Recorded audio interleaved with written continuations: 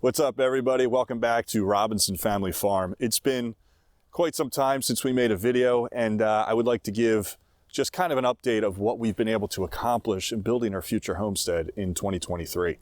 We have behind us the Barndominium that we've been building, and there's been previous videos about that as well.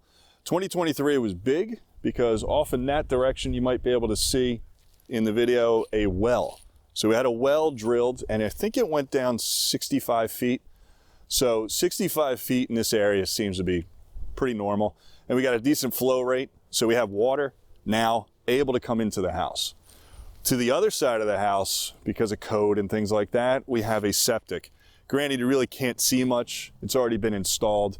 There's a tank, and the leach field kind of comes down in this area. That's looking a little bare at the moment. So those are the two big things that we have outside of the house accomplished. And again, I don't really remember what we mentioned in previous videos. We may have talked about that already, but a well and septic, that's just the outside. The inside, let's go inside and take a look. We've had a lot of big things happen.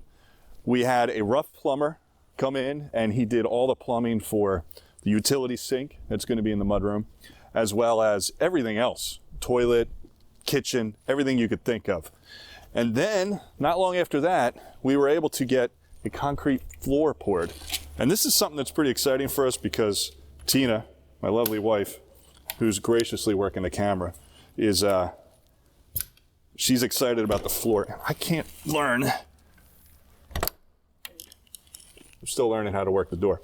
So right now it's kind of a construction zone, and I apologize if there's an echo on the audio, but this is the beginning of our house. We have, throughout the area, we have some blue tape every so often.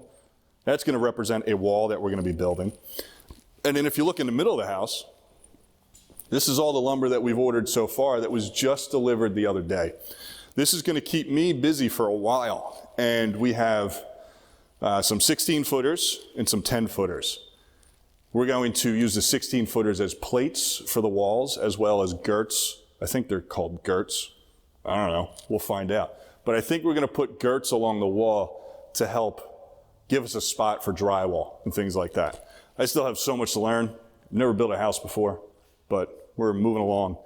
And we've kind of loaded up the house in the meantime with all my tools that I might need.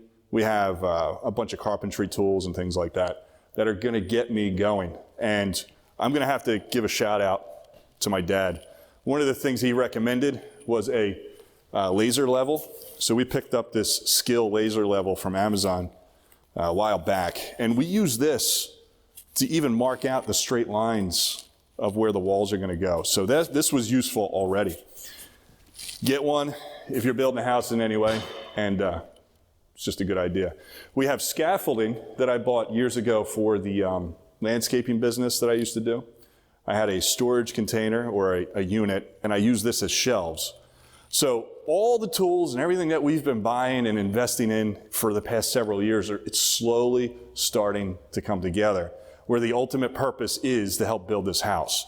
So I was very, very particular about the tools and equipment that I've bought, finally leading up to this moment where it all comes together for the house.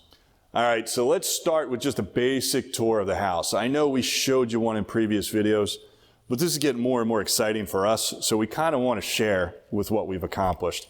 This is the front door. I'm standing currently in the mud room that we're going to have. We have a floor drain. That's something that I talked Tina into letting me have. She at first didn't see the positives of that, but being that we get so much snow in upstate New York, this is something I thought was critical. So we're going to have a floor drain right about here. In this area, for the mud room, we're going to have our chest freezer. That's going to go right about here. And this area here, I'm going to have a utility sink installed. You can see the plumbing on the ground. This blue line is going to represent a pony wall. So the idea of having a pony wall here is to have some sort of visible separation between the mudroom and the living room that's off in that direction. And I have a right-hand turn. That's going to help encase the sink. And I really like this idea to make the pony wall even more sturdy. And I'm afraid that over time it might kind of get loose from the floor and kind of start rocking. And I would hate to have to go in there and fix that after the fact. So that little 90 there is going to help keep it stable. And then the mudroom extends all the way over in this direction, past the door. We're going to have windows in every place we can imagine as much as possible. This area here is going to be bedroom number 1. And we're going to have kind of a Jack and Jill type closet set up with a pocket door. This is going to be the walk-in closet that can be accessed from both bedrooms. Second bedroom's over here. This is going to be the master bedroom. This area here that you can kind of see is being taped off is going to be a built-in, like a hope chest, hutch type thing for shelves and a spot with cabinets and whatever it's going to be called. I don't know what Tina wants to call it. But that's going to be accessed from the kitchen with bookshelves and stuff. Master bedroom, door. This is going to be the bathroom. And the bathroom seems a lot bigger than I originally planned, but that's awesome. We're going to have laundry here in that area. We're thinking a stackable or one of those all-in-ones with a ventless type system. We'll see. This is going to be the pantry with a door here on that wall. Along this short wall is going to be a stove or an oven. Then we're going to have cabinets, a sink, big giant window. Over here, more cabinets, finally a refrigerator, big open space with a kitchen island, and then we're going to have a table for 4, maybe 6 people, see what table we can fit for dining. And then this is the living room as we kind of come back full circle. TV up on that wall in that corner, couch, window, window, window, as many windows as possible. That's just what we want. And the wood stove is going to go right around here. So that will heat most of the house.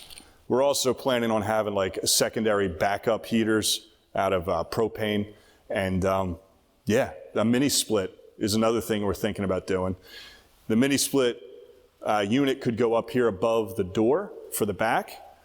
And then we can have the outside unit further down along the house. And I think it's raining. Is it rain? Is that rain? No, it's the wind blowing. Wow. With no insulation in the house, anything sounds like rain.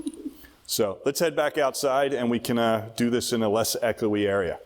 All right, we just made our way back outside and we were right. It's actually starting to sleet a little bit. This is just the weather that we're going to have to get used to up here in upstate New York.